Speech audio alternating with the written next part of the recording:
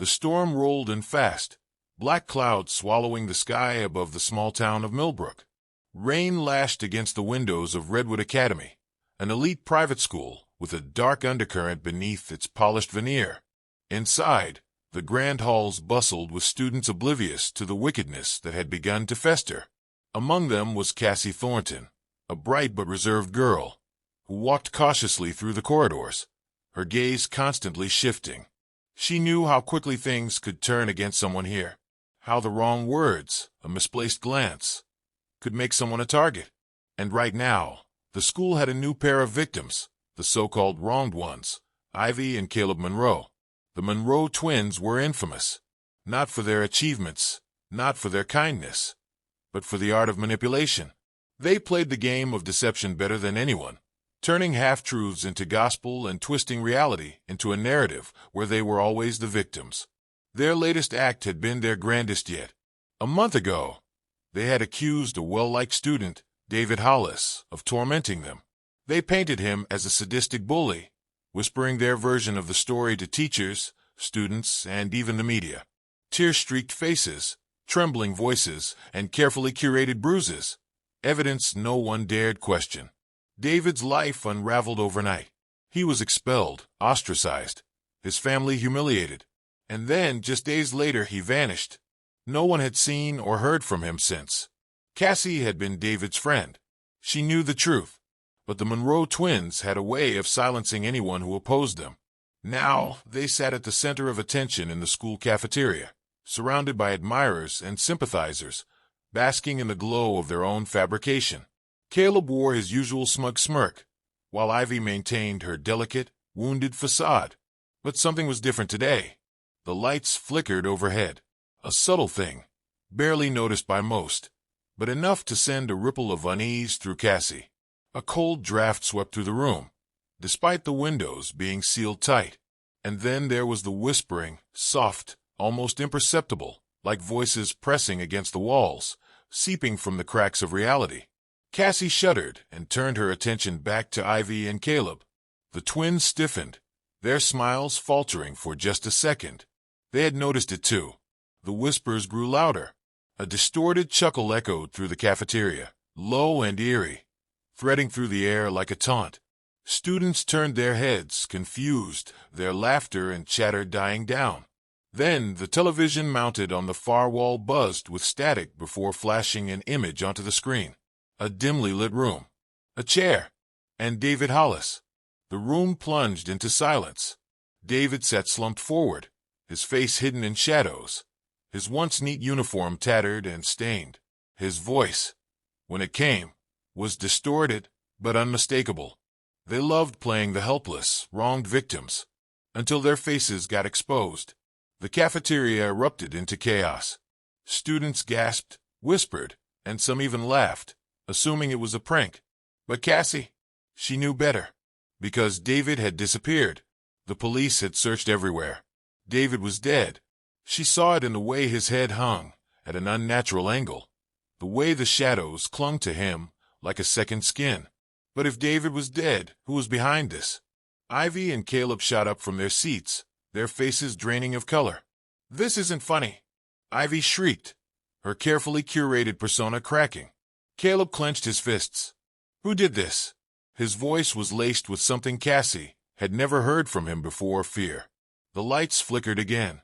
The television glitched, static swallowing the image before something else replaced it. A video, a recording from a month ago.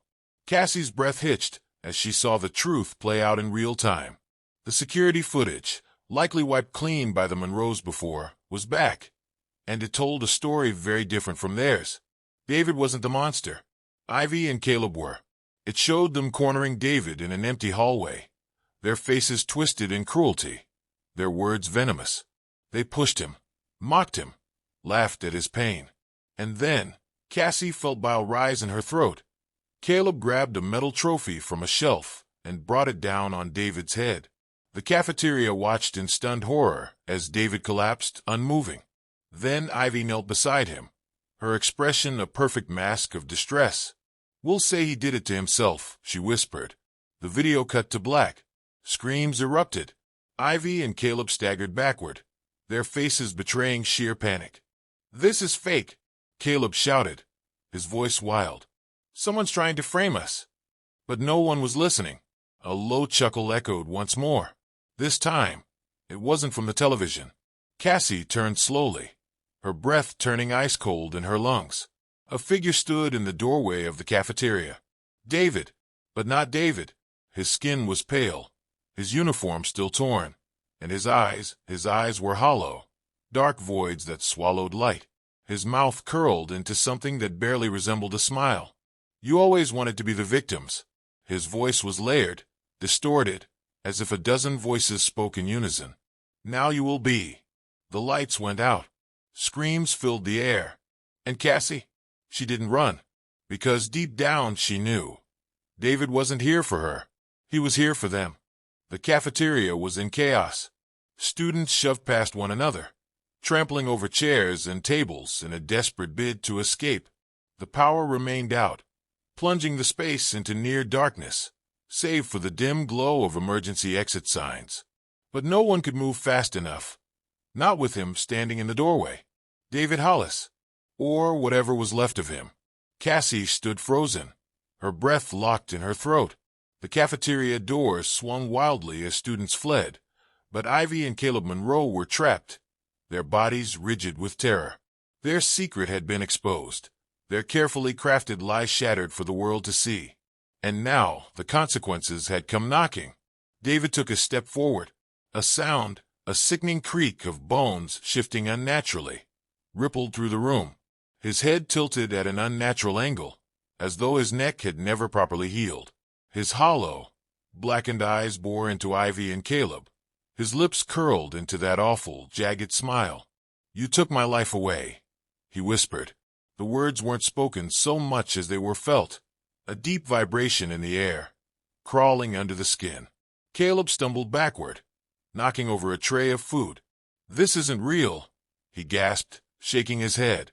"This is some sick prank." Ivy clutched his arm, her breath coming in shallow gasps. "David P., please," she stammered, her voice quivering with desperation. "You know we didn't mean." David's laughter cut her off. It started as a soft chuckle, but quickly warped into something monstrous, layered with voices, his, and something else entirely. Cassie felt the temperature in the room drop. Her breath came out in visible puffs, her skin prickling with the sensation of unseen eyes watching from every corner. The cafeteria, once a place of noise and life, now felt wrong, like the walls themselves were closing in, warping under the weight of something unnatural. David took another step forward. The sound of his footfall echoed unnaturally, reverberating through the floor like a heavy drumbeat. "You didn't mean to ruin me." His voice dripped with mockery, his smile widening. "You didn't mean to make the world believe I was a monster? To make my family suffer? To make me disappear?" The air grew thick with something foul, something rancid, the scent of rot, of earth and decay. Ivy gagged, covering her mouth. We didn't have a choice," she sobbed. It was just a mistake, a misunderstanding." David's smile vanished. The entire cafeteria shuddered. Plates shattered. The windows groaned under invisible pressure.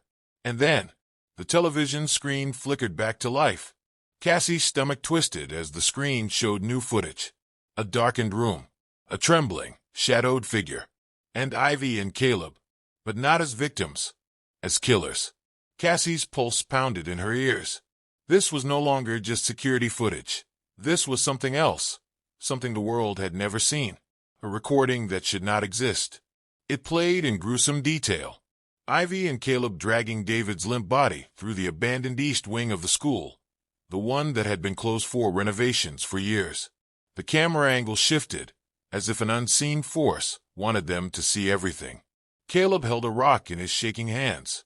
His face was pale, his lips pressed tight in grim determination. Ivy's voice came, eerily calm. "You have to do it, Caleb. We can't let him wake up."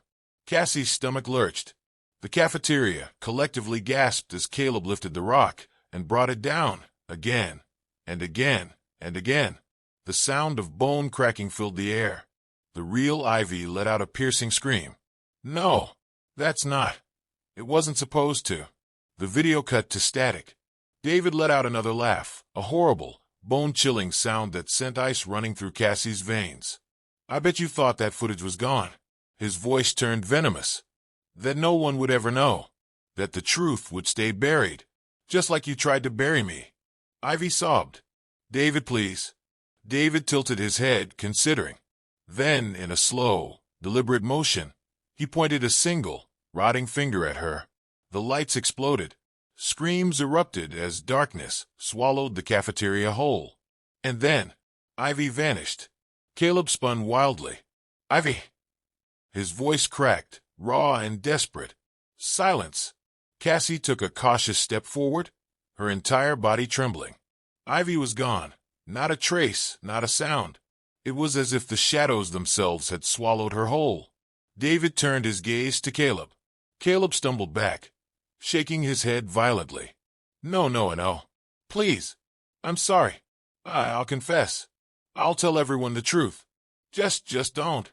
The lights flickered back for a fraction of a second, and in that brief moment, Cassie saw it, a hand pale and bloodied, reaching out from the darkness, curling around Caleb's ankle. Then, the lights went out again. A shriek, a dragging sound. Then nothing. Silence. When the emergency lights flickered back on, Cassie was alone. The cafeteria was empty. The tables and chairs were overturned, the floor littered with forgotten belongings. But Ivy and Caleb were gone. No blood, no bodies. Just gone. Cassie's breath came in short, panic bursts. She turned in slow, jerky movements, scanning the room for any sign of life. Then, the television buzzed once more. Her head snapped toward it. A new image flickered onto the screen. A dark, endless void. And in its center, two figures screaming soundlessly. Ivy and Caleb. Their eyes were wide with terror, their mouths stretched open in permanent, silent wails. They clawed at something unseen, trapped in a place that was not meant for the living. A deep, distorted voice rumbled from the speakers. No more lies. No more victims. Only justice. Cassie's legs nearly gave out beneath her. And then, the screen cut to black. The cafeteria door swung open with an unnatural creak. The storm had passed. The sky outside was clear. But Cassie knew the nightmare wasn't over. Because David Hollis had gotten his revenge. And some lies. Never rest in peace. The school felt different now. Even though the storm had passed and the cafeteria had emptied, the air in Redwood Academy carried a weight it hadn't before. A cold, suffocating presence lurked in the shadows of the once lively halls. Cassie Thornton walked cautiously, her heartbeat hammering in her ears. Ivy and Caleb Monroe were gone. Not just missing, gone. No screams. No struggle. No evidence of what had happened. Just disappeared into the darkness. Cassie knew the truth, though. David Hollis had taken them. She had seen it. Had seen where he had taken them. That cursed image on the television screen. Ivy and Caleb, trapped in some horrific, inescapable void. A place that was not of this world. But how? Cassie stopped in front of a tall, glass trophy case. Her own reflection staring back at her. She barely recognized the girl in the mirror. Her face pale. Her wide eyes brimming with questions she wasn't ready to answer. David had been murdered. Buried. The police never found his body. But he had found a way back. And now, the two people who destroyed his life had paid the price. Cassie should have felt relieved. They had deserved it, hadn't they? They had built their lives on lies, had killed an innocent boy and framed him for his own suffering. And yet, her stomach churned. Something about this didn't feel right. The school was too quiet. The halls, usually filled with chatter and movement, were eerily still. Even the teachers, the faculty, where were they? Cassie turned a corner and stopped dead in her tracks. The main hallway was empty. Not just empty of people. Empty of everything. The lockers were gone. The posters, the banners, the furniture vanished. The walls stretched into nothingness, an endless corridor of featureless white. Her breathing quickened. What the hell was happening? The silence pressed against her ears, unbearable, suffocating. Then, a whisper. Low. Familiar. You stayed. Cassie's entire body turned ice cold. The whisper hadn't come from behind her, or in front of her. It came from everywhere. She took a hesitant step forward, her pulse roaring in her ears. David. Silence. Then, the walls shifted, not like a building under stress, not like wood settling. They morphed, rippling like water, distorting and breathing. Cassie gasped and stumbled back. The hallway was disappearing. No, being erased. Just like Ivy and Caleb. Her vision swam. Panic clawed at her throat. David, she called again, her voice cracking. What's happening? A gust of icy wind rushed past her. And then, the walls, the ceiling, the entire school shattered like glass. Cassie screamed as she plunged into darkness. When she opened her eyes, she was somewhere else. A vast, endless space. Cold. Silent. The floor beneath her feet felt like smooth stone. But when she looked down, nothing. No ground. No sky. Just blackness stretching into infinity. And in the distance, a figure stood, waiting. Cassie's breath hitched. David. But not as she had known him. His form flickered, shifting between the boy she had once called a friend and something else entirely. His eyes, those horrible, hollow voids, stared straight into her soul. She stepped forward, her voice barely a whisper. Where are we? David tilted his head, as if considering. Then, in that layered, distorted voice, he spoke. You already know. Cassie's hands clenched at her sides. Is this where you took them? A slow smile crept across David's face. Cassie shuddered. David, this isn't justice. His smile faded. She swallowed the lump in her throat. Ivy and Caleb, they deserved to pay for what they did. But this isn't right. This isn't you. David's form flickered again. His hands trembled. For a moment, just a moment, she saw something familiar behind those soulless eyes. Doubt, pain, regret. But then, the shadows around him swirled, and she saw them. Ivy and Caleb. They were crouched in the darkness, their faces twisted in silent horror, their eyes wide and unblinking. Their mouths were open, frozen mid-scream, but no sound came out. Trapped. Suffering. Forever. Cassie felt bile rise in her throat. David, please. You're not like them. Don't become a monster. David's body twitched. The flickering intensified, his form unstable. Then, for the first time, his voice wavered. I didn't mean to. A sudden, violent force shook the void. The shadows lurched, twisting violently, like something else was trying to pull David back in. Cassie lunged forward. David, let them go, before it's too late. He flinched. Another ripple of darkness surged, pulling at him, dragging him further into whatever this place was. His voice broke. I don't know how. Cassie's heart pounded. Then, a flash of white light erupted around them. The darkness recoiled, and in that moment Cassie saw everything. David wasn't controlling this place. He had been trapped in it all along. This wasn't hell. This was something worse. Something ancient. Something that had answered his cries for vengeance. And now, it wanted all of them. Cassie had one chance. She reached forward, grabbing David's wrist. Come back, she screamed. Don't let it take you. David's flickering eyes locked onto hers.